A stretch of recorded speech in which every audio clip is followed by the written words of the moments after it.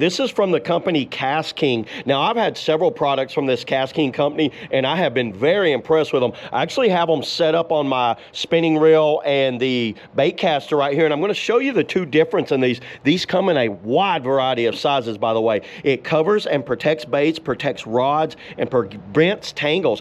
Now, normally what I do is hook onto these little hooks right here, but what happens is I'll slide it in the back of my van, and it'll end up hooking on a seat, hooking on other rods. This is a genius idea. And the ones I have here are the it's 4 drop shot. They're 6 by 3/4 and 1 inch by 3/16 and an inch opening. Let me just show you what I got here. Now, I'm going to show you the tie-up that man, that's static electricity. I'm going to show you guys the tie-up on these things that I have. Here mine came in a 4-pack like this. So let me show you how these things work. Now, I have a Nico rig in there. Is that not the best thing ever? Look at how it locks in the hook right there in that little like holder. So the hook is locked in right there.